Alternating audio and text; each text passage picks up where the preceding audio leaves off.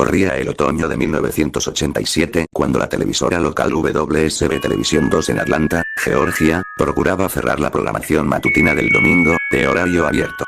Debido a la presión ejercida por varios empresarios locales, los propietarios del canal autorizaron que el reverendo Marley Sachs utilizara la hora vacante destinándola a un programa sobre religión.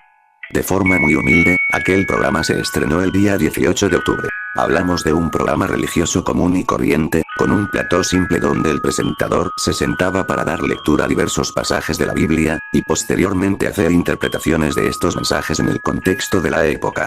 La audiencia de Palabras de Luz con el reverendo Marley Sachs siempre fue constante, y el programa se mantuvo al aire y sin contratiempos hasta principios de diciembre, fecha en que la empresa empezó a recibir diversos reclamos por parte de la audiencia. Todas las quejas fueron realizadas exclusivamente por mujeres, manifestando experimentar ciertas sensaciones durante intervalos específicos de la transmisión. Los síntomas iban desde el vértigo, pasando las náuseas, visión borrosa y dolor en la espalda. Todas estas mujeres estaban plenamente convencidas de que el programa del reverendo Marley Sachs les provocaba aquellos síntomas. Tras casi un mes de incontables reclamaciones, se dieron cuenta que dichas sensaciones se desencadenaban, puntualmente, a intervalos de 12 minutos en el transcurso de la emisión. Los técnicos de aquel pequeño estudio revisaron minuciosamente cada aparato empleado en la producción del programa, tanto de audio como de video. Cuando el reverendo supo de estos reclamos, simplemente se encogió de hombros y dijo: a ciertos individuos les resulta imposible soportar la voz del Señor. El director del canal decidió mantener el programa al aire mientras buscaba una explicación a los reclamos. El programa finalmente se canceló en febrero, cuando la audiencia se precipitó de forma drástica. De hecho, el estudio tomó la decisión de aprovechar el espacio vacante para dar mayor cobertura a la noticia del momento: una inexplicable epidemia de abortos espontáneos. Los primeros casos se registraron en noviembre, y cuando finalmente la prensa empezó a cubrir el fenómeno, las mujeres embarazadas que había sufrido abortos involuntarios ya sumaban más de 300. El Centers for Disease Control, CDC, no encontró explicación alguna para el extraño suceso. El reverendo Marley Sachs se mostró indiferente cuando se le notificó que el programa sería cancelado. No emitió ningún tipo de protesta y simplemente asintió con la cabeza, como si lo supiera.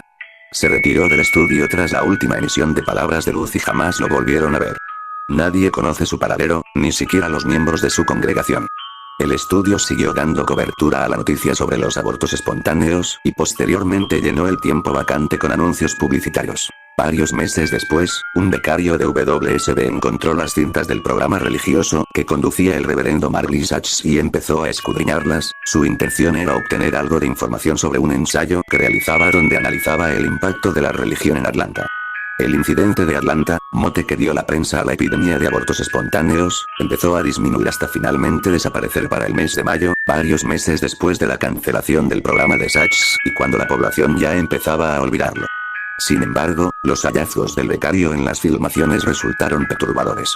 Al intentar detener la grabación a los 10 minutos y 14 segundos, accidentalmente pulsó el botón de avanzar. Mientras la secuencia de imágenes pasaba en la pantalla, detuvo el avance. Cuando la cinta finalmente quedó pausada, el cronómetro marcaba los 36 minutos y 1 segundo. El becario casi se va de espaldas al ver la imagen congelada en pantalla. Una cabeza cercenada abarcaba todo el marco del televisor. Tras recomponerse, regresó la cinta y volvió a analizar la secuencia para asegurarse de que su imaginación no le estaba jugando una mala pasada. Al analizar minuciosamente la secuencia descubrió un patrón. La misma imagen aparecía cada 12 minutos, tan solo una fracción de segundo. Suponiendo que se trataba de una novatada orquestada por sus colegas, llevó la cinta al equipo técnico con el temor de convertirse en objeto de burlas. Sin embargo, los técnicos estaban igual de confundidos que el becario. Nadie en el estudio había tocado aquellas grabaciones tras la cancelación del programa. Ese día por la noche, después que la emisión del canal cesó, el becario convenció a uno de los técnicos de analizar todos los episodios de Palabras de Luz para ver si presentaban la misma anomalía. A medida que avanzaban en los episodios, descubrieron que la imagen se iba haciendo cada vez más repugnante, la cabeza se fue descomponiendo hasta ser invadida por gusanos y soltar porciones del cabello. El técnico le comentó al becario que la situación era, desde el punto de vista técnico, imposible, pues la cinta no presentaba evidencia de alteración alguna. De hecho, este mismo técnico había supervisado las filmaciones de cada uno de estos programas, y sabía que era improbable que alguien del staff haya colocado las imágenes de forma deliberada. Posteriormente, llevaron la evidencia al director del estudio que, temiendo las represalias por permitir esta clase de contenido en el canal, ordenó que las cintas fueran destruidas. Además, ordenó al becario y al técnico que no comentaran nada sobre sus hallazgos con otras personas, y que tampoco estaba interesado en descubrir al responsable, pues lo único importante era proteger a los empleados del canal. El técnico decidió dejar de lado el tema por el bien de todos, abordando aquel incidente apenas como una broma, pero el becario no pudo superarlo. Antes que las filmaciones originales fueran destruidas, copió la mayor cantidad de episodios que pudo, y se los llevó a casa para ver si podía encontrar alguna pista del responsable y los motivos que tuvo para hacer algo tan extraño. Varias semanas después buscó al técnico para que lo ayudara nuevamente, diciendo que había descubierto algo todavía más perturbador que aquellas imágenes. Cuando los cuadros de esta cabeza se colocaban en una secuencia, aparentemente su boca parecía moverse, como si intentara decir algo. El técnico, por temor a ser despedido, le dijo que se deshiciera de las copias y se olvidara del tema. Una semana después, ya por la tarde, en la estación de policía recibían una llamada de emergencia por parte de una mujer que habitaba en los suburbios de Atlanta.